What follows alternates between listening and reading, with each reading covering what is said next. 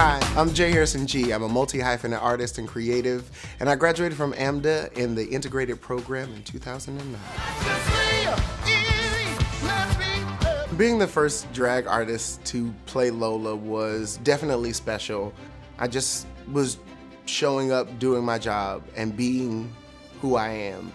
People were definitely affected. They were like, there's something you got that just, I'm like, oh right, because I've lived this, I've done this. This is not just a me playing out a role. I get this world. Growing up in North Carolina was definitely a journey. I always knew I was different in one way or another. That was very clear early on, and people responded very specific ways. I got bullied in high school and called gay and queer and all these things. I went home a lot to my mom crying, just being like, why don't people, why do they talk about me? Why do they not understand me? Still took a while to unlearn and get those voices out of my head, but I'm grateful for it building me and growing me and giving me a foundation of faith and trusting in myself.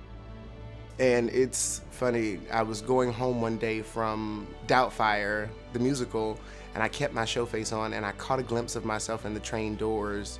And I said, wow, little me would be so happy at the freedom and the joy I get to walk in. Getting opportunities like playing Velma Kelly in Chicago and being one of the first non-binary humans to do something like that, it definitely can be all eyes on you and a pressure situation.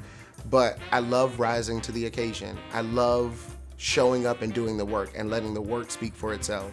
And it is beautiful to me at the stage door at moments when people are like, oh, I got to see you be Velma. Thank you, thank you.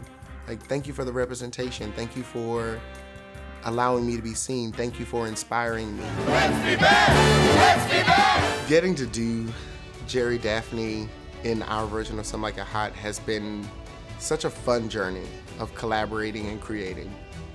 Originating a role on Broadway is fun. I got to show up in the room and be myself.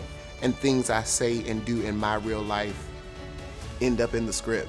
And they're a part of this new version of Some Like It Hot. It's just exciting. There's nothing like it. I graduated from AMDA 14 years ago, and to think of the human standing here before you today is beyond my own wildest dreams. AMDA definitely prepared me for the dancing I'm doing in Some Like It Hot. The extent of it, the technique of it, the energy I need to do it. I feel like I'm back in my AMDA shape in this show with the amount of dancing and cardio and running around like a chicken with our heads cut off. Whew. To a student graduating from AMDA, I would tell them to keep their eyes, their ears, and their heart open. To be a sponge at all times and not being limited. It's so often I feel like we get pigeonholed in the industry and then we allow that to make us pigeonhole ourselves, as opposed to having the fun and the freedom to play and to be like, oh, well, let me challenge myself and at least try. And if you don't succeed, that's okay. I think my greatest achievement to date is making my parents proud by being me.